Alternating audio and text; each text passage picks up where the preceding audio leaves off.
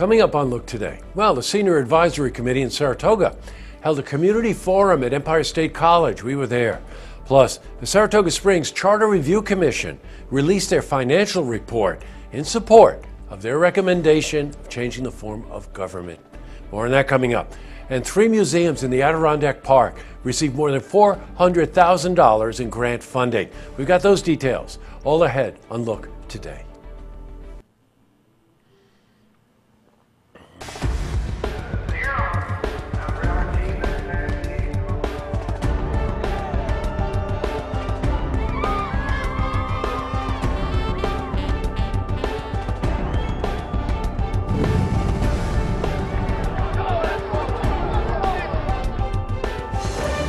Welcome, everyone. I'm Jay Hood Jackson. This is Look Today. Well, in tonight's program, I sit down with Matteo Vascagnan. He's drummer for this really great band, Wild Adriatic. And they're here to talk about the upcoming music festival in Glens Falls called The Summit. That's happening at the Queensberry Hotel. That's happening at the end of the month. Plus, I also sit down with Diana Palmer. Now, she's a candidate for Glens Falls City Council Ward 3. And she's here to talk about her platform and her reasons for running. Plus, we've got your weather for the Tri-North County. Beautiful weather. But first, these headline stories. Okay, in our lead story, well, Mayor Joanne Yepsen's Senior Advisory Committee held a forum at Empire State College in Saratoga Springs. And the public officials spoke about senior issues. They addressed important things affecting seniors, such as housing, health care, and transportation. And representatives from our area, as well as the region, were present. And we spoke to Congressman Paul Tonko.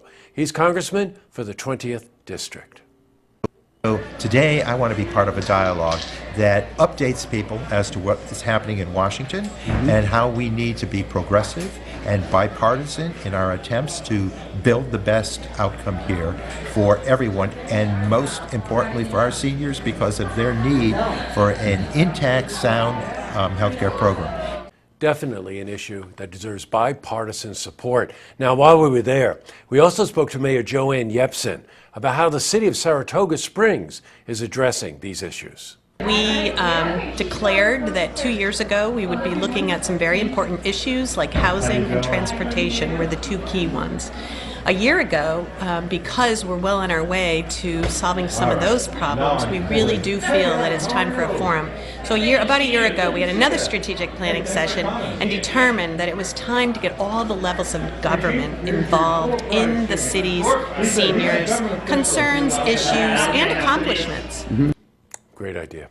All right, in other news, well, Saratoga Springs Charter Review Commission, guess what? They released their financial report in support of their recommendation to change our form of government in Saratoga. Now, the report shows projected savings in overhead for official and management positions. Now, the proposal recommends eliminating all 4 commissioners, 4 deputy commissioners, and the deputy mayor. Now, they're saying the total savings could be close to $391,000. But not everyone agrees that this is a feasible option.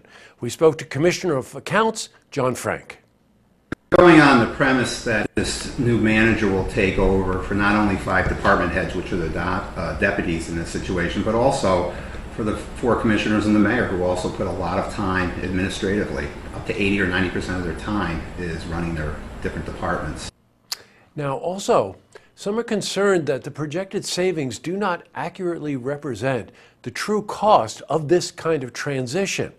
And we spoke to Commissioner Michelle Madigan about this. My feeling is this does not at all adequately represent what it costs to transition and change from one form of government to a completely different form of government. It just doesn't add up. Now, as you know, we're covering all sides of this issue. So tomorrow, we're talking to Jeff Altamari. Now, he's a fiscal expert for the Review Commission. And in the coming weeks, we're talking here about putting together a forum on both sides of this issue to discuss it in real detail so you as a voter will be able to make an informed decision. Switching from news to weather, expect warm temperatures. Yay! We may get some overcast skies. I'm going for the sun that's out there right now. So let's see how the week is shaping up. For a more detailed look at our weather, let's head to the Glens Falls Weather Center for a look at your first forecast. Thanks, Jesse. I'm meteorologist Clarence Ponser with your first look weather update. As you look across the national map tonight, we have high pressure control from much of the southeast into portions of the Midwest, as well as the mid-Atlantic. Maybe Hurricane Jose will try to sneak in towards the northeast, but it'll stay offshore. It'll just bring some high surf and maybe a few rain showers along that stationary front boundary. Cold front also from southeast Canada, making its way towards the northeast. Regional temperatures 61 in Albany and Boston, 58 in Burlington and Bangor, 59 in Scranton, Pennsylvania. We'll see lower 60s towards Clifton Park, as well as Saratoga Springs. Fort Edward 61, the overnight low in Whitehall. Glens Falls will be 61 as well. Bolton is also down to 61, and then mid-upper 50s towards Johnsburg and Pottersville. A few showers are possible, mostly cloudy skies. Bartley sunny for Wednesday, 79 the afternoon high. Walking out the door, we'll see a few showers ending. Otherwise, we'll stay mostly cloudy, mid-60s expected. Extended forecast, we'll see plenty of sunshine for the next several days, especially as we head towards the weekend. Warming temperatures as well, above average for mid-September. Highs will be lower 80s Thursday and Friday, then mid-80s on the weekend. We'll see general temperatures in the 50s for lows, near 60 for the overnight low with winds out of the east by Sunday. That's a look at the first look weather update. I'm meteorologist Clarence Ponser. Now sending it back to you, Jesse. We love you, Clarence. We cannot believe this weather. That's true. Did you see that number? It might be projected 86 degrees by Sunday. Full sunshine. Summer. All right, and back to the news. 3 museums in the Adirondacks have received more than $400,000 in grant funding. Historic Saranac Lake is getting $21,000. The Wild Center received $245,000, and the Adirondack Experience in Blue Mountain Lake will receive $140,000.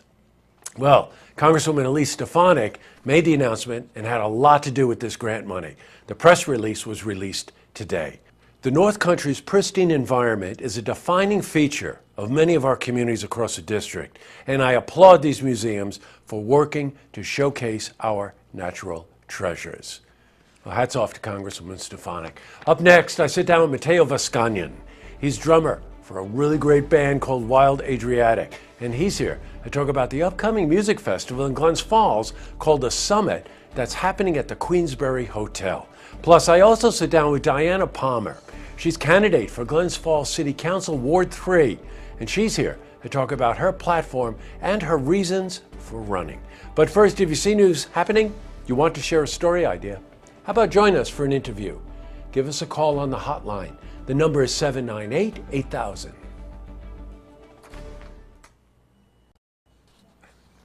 That's all the time we have for a look today. During the break there, we were deciding between the control room and myself about Clarence. We love Clarence. And we're not sure we're going to love him in February. But if Clarence continues to give us these kinds of weather forecasts, Clarence, you're in. Okay. The other lookout tonight goes to the Adirondack Experience, formerly the Adirondack Museum in Blue Mountain Lake, for getting that $140,000 grant. And again, those tickets that we had, those passes, they're gone. But please make an effort to get up to the museum, the Adirondack Experience in Blue Mountain Lake, before they close, which I think is sometime in October maybe. That's it. Tonight on Look TV, Queensberry Town Board meeting, and don't forget, tune in tomorrow night for the stories that matter to you. Good night, everyone.